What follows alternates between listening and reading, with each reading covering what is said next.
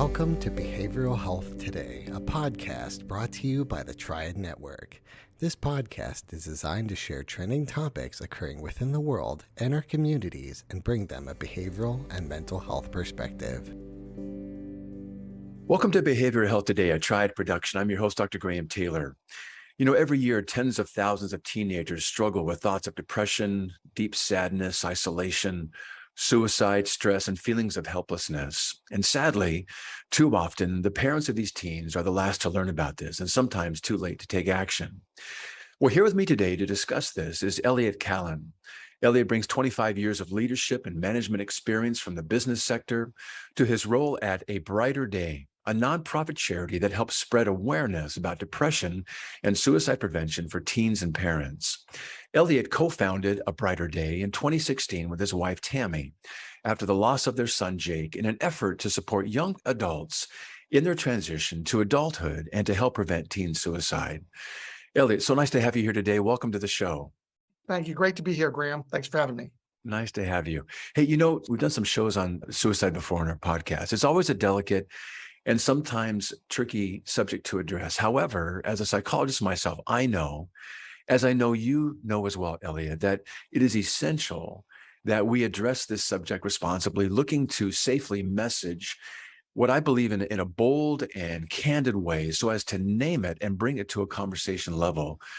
Something that so many young people are struggling with and really maybe even contemplating as even listen to this show. So as we started, we're going to be talking about some of the things you're doing through A Brighter Day, but I want to start, if you would, with your willingness to share with us and elaborate upon the loss of your son, Jake, and how you and Tammy decided to create A Brighter Day. Well, thanks again, Graham. And, you know, it's a sad story, but here's what happened. My son, Jake, was a 19-year-old at the University of Montana, sophomore, happy-go-lucky, played ice hockey. His uniform is retired at Montana for scoring and here at the local rink in California. Just a great kid, but he was a ticking time bomb, and we didn't know that. No drugs and no alcohol, so everything changed. And so early on a Friday morning at about 1 a.m, he made his bed, he walked up to the highway, and he jumped in front of an oncoming truck, took his life. And we were frantically looking for him all day because no teenager shuts their phone off.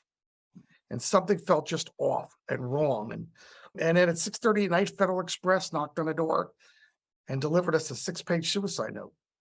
And he had written that probably all week, took to write it. And basically in the first paragraph, Graham, he wrote, "Mom and Dad, I've been thinking about this for a long time. I never would have told you how I felt. I never would have asked for your help. And I never would have taken your help." And we had to go up to Montana to go get his body, bring it back to Northern California for burial. I read that all the way up.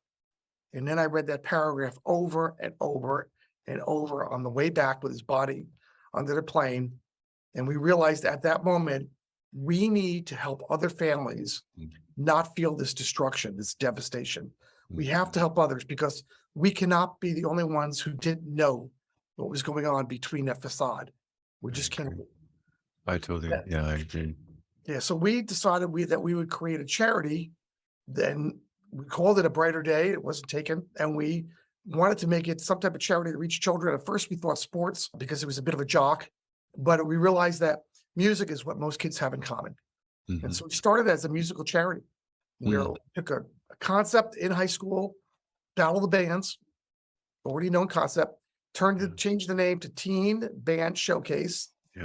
And started marketing it all over Northern California. And in the first 3 years of the charity, we created backpacks filled with resources on stress and depression.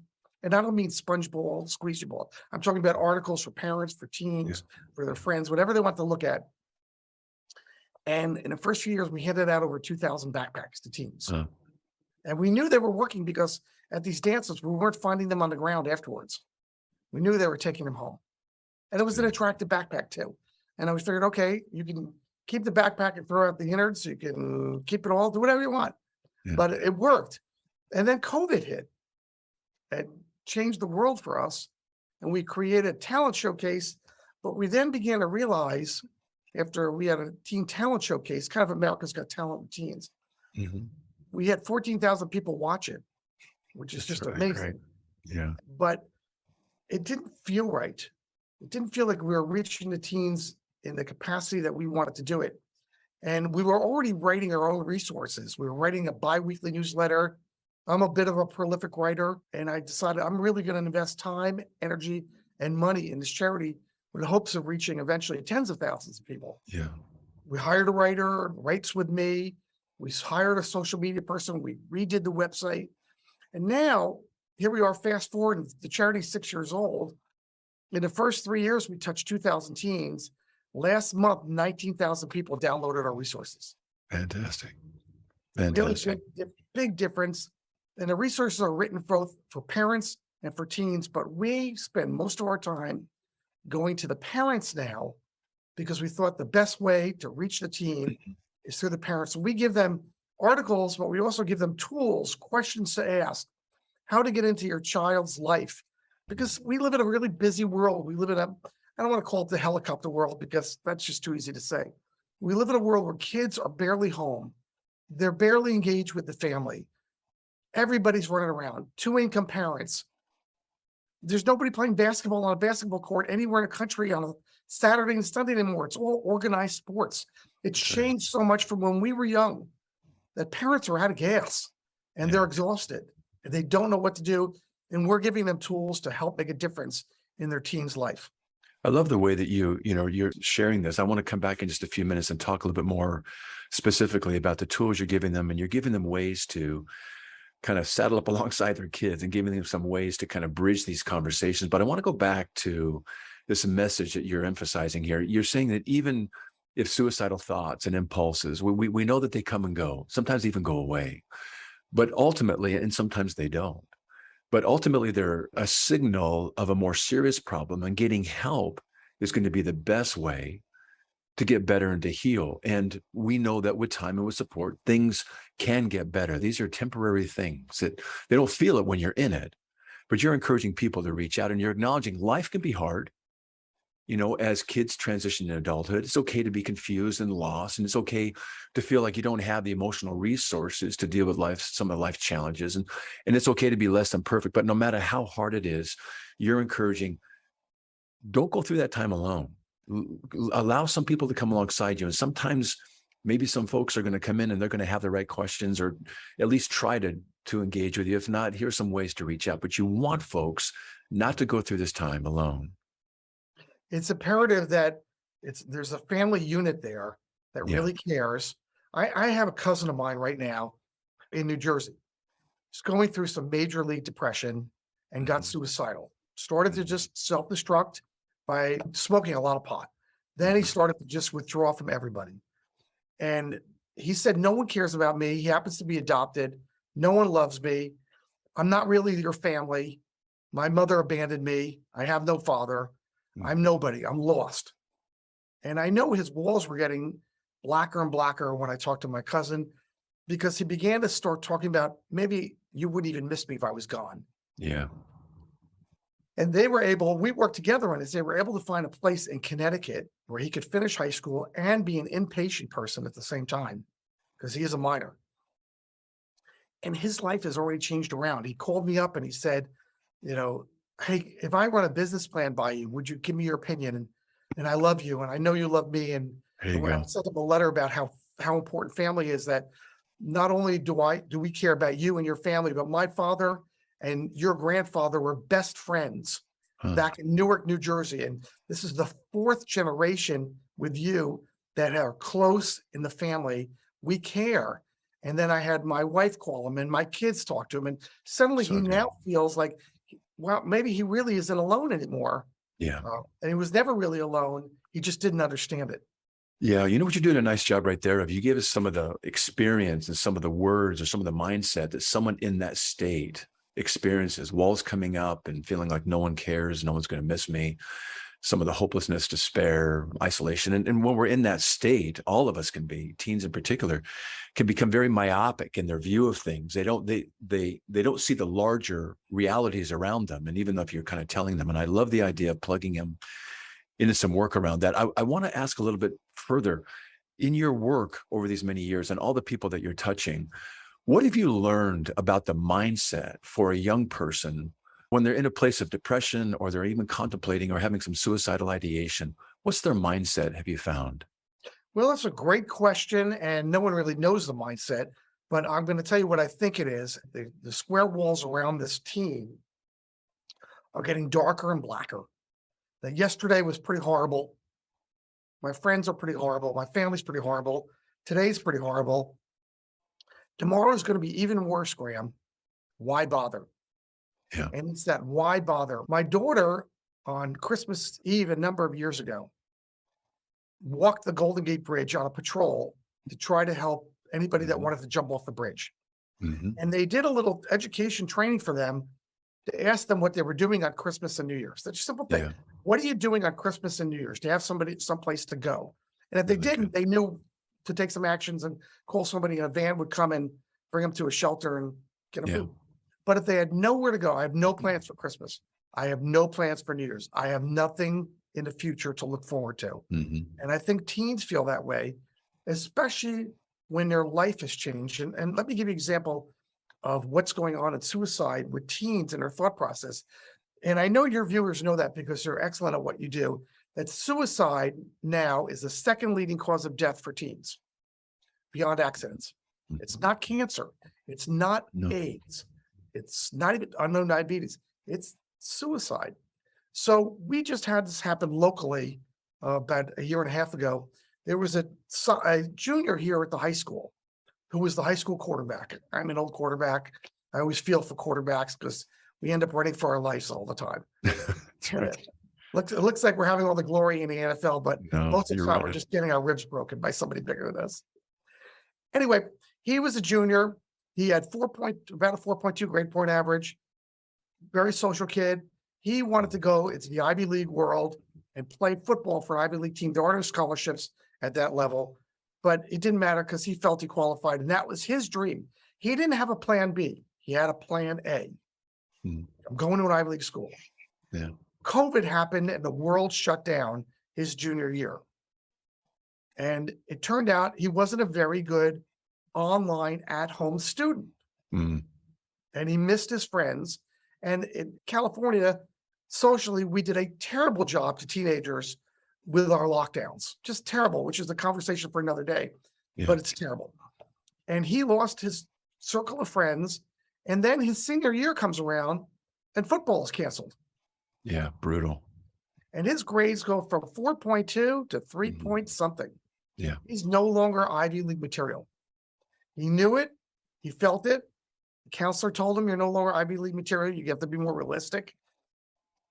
One night, he went down to the high school with a rope, went over to the football stadium, got a crossbar, put a rope over it, hung himself on a crossbar.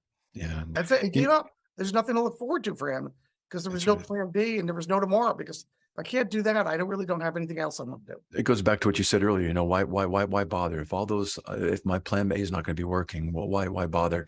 You're naming some other things that I want to kind of highlight for our listeners too. Things just to kind of pay attention to. The mindset in that time is, no one understands. It again feels very, very alone, and it feels hopeless. There's nothing, like you're saying, there's nothing to look forward to. Why bother? And you talked about the Golden Gate Bridge and your daughter there. What a great ministry to go and to connect with people there. We had Kevin Hines on our show. Kevin Hines was one of the survivors, one of the few survivors that jumped off the Golden Gate Bridge, and he survived and came on the show. And he has a wonderful organization that he speaks to multiple people. And he was saying as well, the same kind of thing. Most don't want to die. They really don't. Most just can't tolerate the pain that they're in that's accumulated over time. And like you're saying, that seems like there's a hopelessness. They seem like in some ways it's maybe even a coping strategy, as weird as that might sound, is I just want the pain to stop. Don't want to die, I just want the pain to stop. And it's a very, very difficult place to be, isn't it? Yeah, we started a tech service for teens and their parents. Yeah. We're in all 50 states that can just type in the word brighter to 741-741. And it works in all 50 states. It's wonderful. In 5 minutes, they'll have a counselor to talk to up to Awesome. 40 minutes at a time. And they can do it 7 days a week. And it's free. That's brilliant. That's and brilliant. the number one question that teens ask is, am I the only one feeling this way? That's right. That's right. That's such an important piece, this idea of being able to do two things, I think, in a situation like that. One, we can normalize for them This is not an unusual place to be, given the circumstances that are in your life right now or the things you're going through. So we get to normalize it first.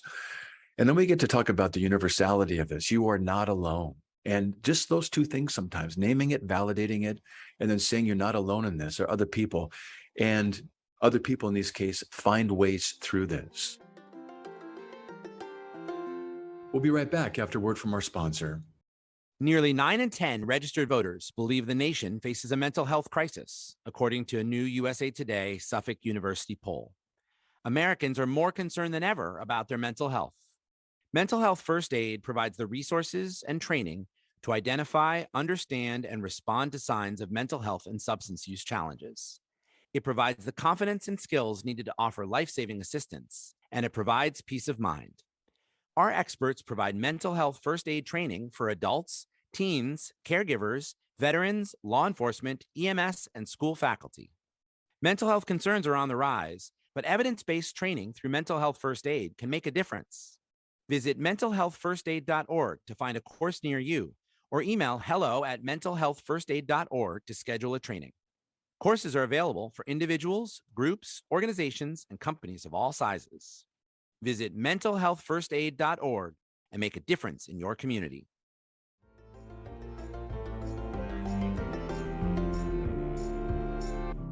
I know you guys have a number of things, you guys have the Teen Talent Show, you got the monthly newsletter, you got the number you just gave us right there, you got a mental wellness blog.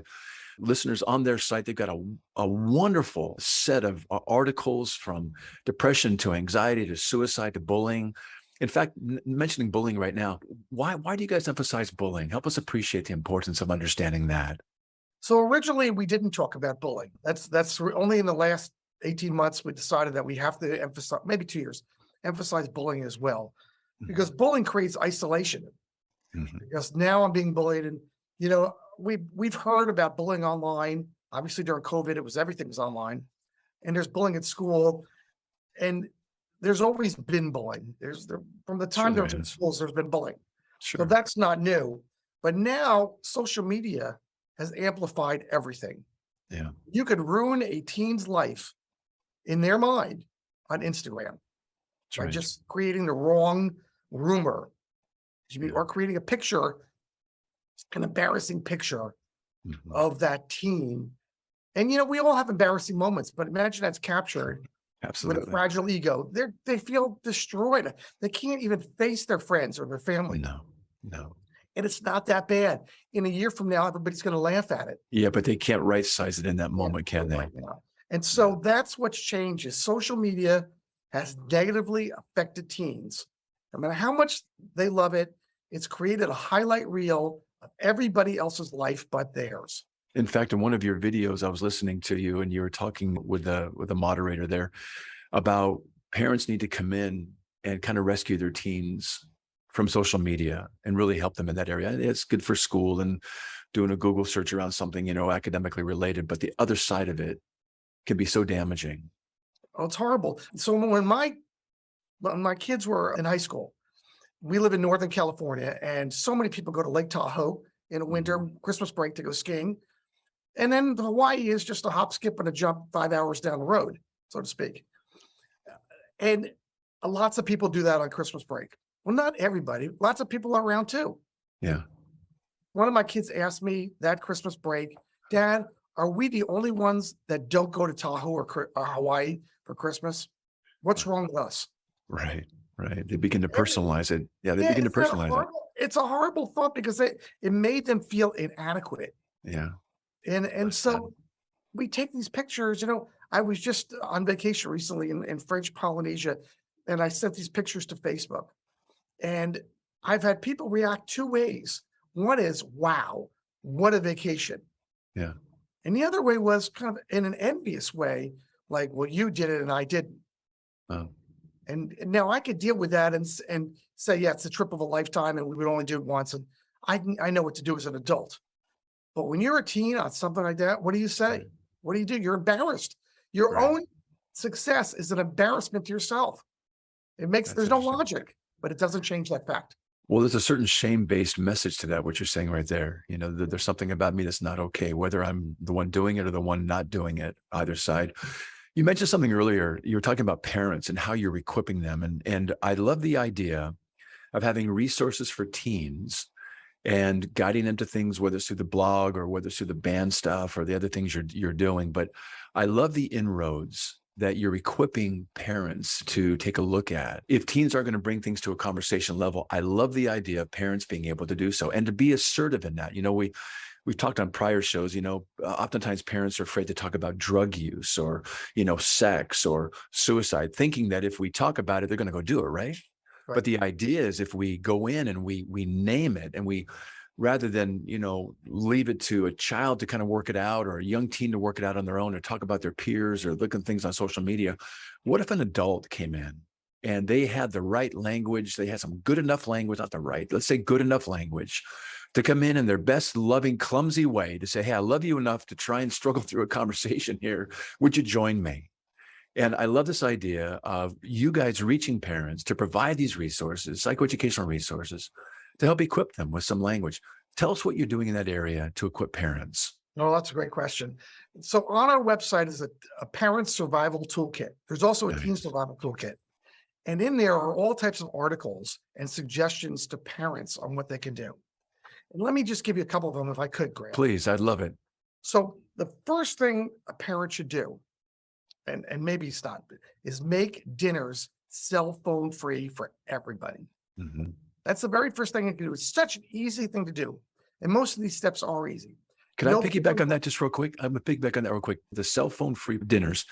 But the research says about those that were most successful in life had family dinners together more times than not. That's right. So you're talking about two things right now, relationship building and taking the social media out of that dinner table place. Continue. Have dinners. I mean, sure, you've got, again, kids are busy, parents are busy. Yeah. You can't do this every night of the week. Right. But when you're going in a dinner, so many times they're having their cell phone in front of them and they're getting text. They're living in it. So you've got to make dinners cell phone free. And then we give on the website questions that you can ask as a parent, your team. And we even give teens questions that can ask their parents if their parents are not equipped to engage. I love that. Your parent how to engage. I love it. Yeah. That's good. Imagine if your teen asked you, hey, Dad, how was your day today? Right. What's happening? You're a professional in the psych world. Do you ever deal with crazy people? Right. Imagine your teen asking you that question and you have the opportunity to answer. Well, let me tell you, crazy isn't always crazy like you think it is. And so on that. But we teach parents how to ask a question. And let me give you some simple questions that people take for granted. Great. And then it's not just how your day was, because you're going to get a boy to answer monosyllabically. Fine. Mm-hmm. Good. Okay. Like cavemen, shrug it off. Sure. You got to dig a little bit. And little things like, what's your favorite class? Yeah. Why? Why? Who's your favorite teacher? Why? Who's your least favorite teacher? How are you doing in that class? Your best and your worst. Your best friend. Who is your best friend? Your best friend is Jimmy or Jane. How are they doing in that class? Because if you're both struggling, you might have withdrawn from that class emotionally, and now you're destined for failure. Yeah. And that happens too. And sometimes your child will talk third party to you like, well, I'm doing really well, but Jimmy's struggling. Yeah. They're not talking about Jimmy at all. They're talking about themselves. That's right. What I love about that, you're talking about, if we as parents can kind of equip ourselves with simple pieces, what and how questions. So what was that like? Or how did you do in that situation? Or what was coming up for you in that situation? Or how did you feel about, and those what and how questions can keep that ball rolling in such good ways. And what you're saying here too, that I want to highlight, Elliot, is that our kids, our young people, they want to talk with us. We think, oh, they're going to go into high school years and their peers are going to become, primary. And they're going to want to talk to mom and dad. Baloney. They want to talk to mom and dad about things. They want to engage. And sometimes all it takes is to initiate that. And before we know it, we got some good conversations going on. It's great. Teens are basically cave people as humans. So you've got to draw this out. You're right. You're absolutely right, Graham. They do want to talk. They want to feel like they're being listened to. Absolutely. And so you can, as a parent, do that and make dinners. Even I say, if that's working and you need something else, take a walk once a week with your team. Yeah, I agree. You and the team. Find out what's going on. I think the most successful thing I ever did with my teens is when we visited schools, actually when we went to school as freshmen, college freshmen, I took them, just myself, on a road show to just the two of us. I love it. So one of my teens, one was in California, so it didn't matter, it wasn't that far. But one of the teens, on the way there, I took you to Yosemite. The other one who was going to St. Louis, we took Route 66 through. Oh, that's good. And then we stopped in Oklahoma. He had never been on a horse, and I'd been on a horse as a child a lot. And I put him in a horse whisperer camp for a day.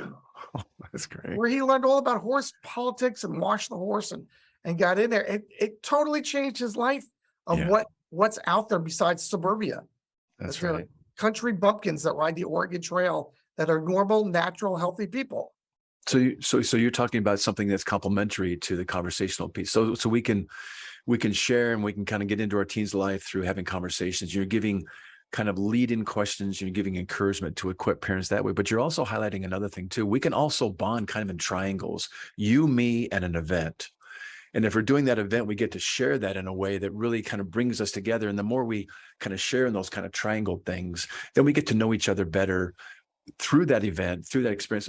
Men do this all the time. Thank goodness for sports, because we would never give each other high fives or hugs or say, hey, I love you, dude, and all those kinds of things, because it allows us to come together in a safe way and express those things. And after a while, we say, well, how's your day going? And how's things going with your wife? And we begin to talk about us, but we start with that third part, kind of that triangle piece. And that's what you're talking about here, sharing those events, which is wonderful. Love that.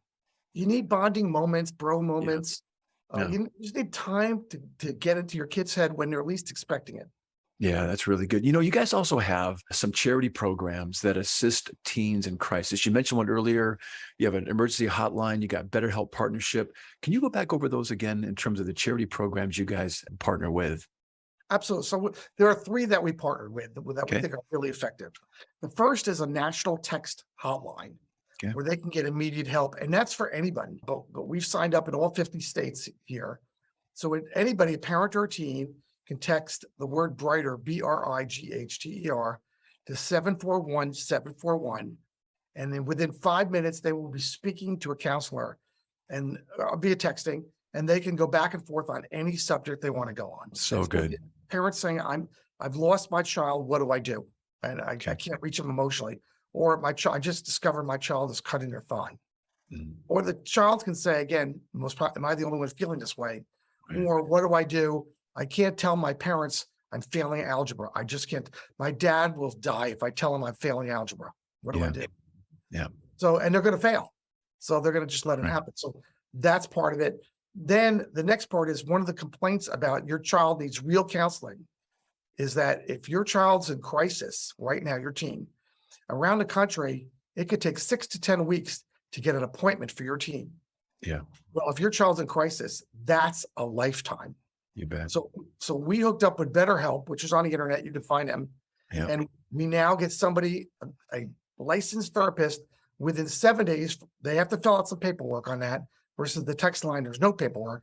They fill out some paperwork. And if they go through our website, we have gift cards that will help pay for multiple sessions. So it's free. So don't let the economy be the issue to help your child. And the third thing is we've worked with Evolve Centers, which is inpatient places on the West Coast, that if everything's falling apart, we can go there too. Really good. I know we're kind of beginning to wind down here, but share with us kind of just in a little bit of a nutshell, what's some of the feedback you're receiving from teens, from parents that are participating with A Brighter Day? Oh my goodness. It's so positive. Thank you. I have 5 letters up here from teens, awesome. 2 from teens and 3 from parents. Thank you for saving my life or my teen's life. You bet. Thank you. You bet. Yeah. That's spectacular. That's what we live for. I get calls probably 3 or 4 a month from parents saying, I don't know what to do. And I know that somebody gave me your name because you've done something about it. So, really good. You know, I don't take any money out of the charity. Everything that we earn and everything I've told you is not about fundraising. We do differently. It goes into the charity. I don't take a penny. So really good. There's no financial remuneration. It's all about making a difference in the lives of teens and their parents with the goal of stopping teen suicide. I'm going to ask you about some resources here in just a minute for our listeners to connect with you, but I want to let our listeners know that in addition to your website, which has got some great things on it, it's really easy to navigate, very informative, very, very thorough. You guys also have coming up in the next 20 days, I think about 19 hours from now, your third annual 10th Thursday, a virtual gala. And give us kind of a little bit of a nutshell of that. Sure. Thank you for mentioning it. The website is www.abrighterday.info. .org works, Tim, but it's abrighterday.info. And, charity, unfortunately, from charities, money is the mother's milk of charity, like it is for politics. You got to raise money. All these things cost a lot of money. And so we use that gala to raise money, and we will raise a lot of money doing that. It's open around the country because I'm from the New York market. Lots of people on the East Coast will watch it as well. It's going to start at 5:30 California time on the 10th of November. Nice. The first 30 minutes are entertainment, teens, what teens performing for everybody. That's great. Really exciting. And then we're going to get into the auction part. And it's a traditional auction of live items, silent auction items, and what's called raise the paddle or an ask that we do. And I really can't emphasize enough. We'd love to have people on there, and on the website, they can not only join the gala, they can also sign up for the newsletter that goes out bi-weekly. Every other week, we are sending out a newsletter, and it's free. There's no advertising. We only use work donations, so golf, gala, and regular donations. Fantastic. One of my favorite quotes was from Kevin Hines, a survivor I mentioned that jumped off the Golden Gate Bridge and survived. He said, "You don't need to see the light at the end of the tunnel to know that it's there." And it is. You just haven't walked far enough yet. You just may need someone to walk a little bit further with you. And what you guys are doing, Elliot, I think is you're walking with folks a bit further by telling us that, through your story and your message of hope and your charity of a brighter day, and letting us know that there are those that are willing and able to talk and walk a little bit further with those that are struggling. They just need to ask, and parents just need to learn to know how to ask and to kind of get into their kids' lives. So thanks for what you're doing. What a great program. And we would love to have you back at a later time. Anytime, Graham. I love doing this. Great to be with you. Hey, I also want to thank you, our listeners, for joining Elliot and me today. It's always great to have you with us. Regarding our episode today, I want to remind you that it and its resources and all of our other episodes can be found on our webpage at triadhq.com/BHT. So check out our webpage, triadhq.com/BHT, and explore our archive of podcasts and other resource materials.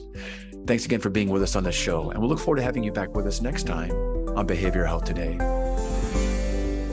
We appreciate all the support from our community, and if you like our show, one of the best ways you can support it is by giving us a 5-star rating and leaving a review. Behavioral Health Today is a podcast part of the Tribe Network, all rights reserved.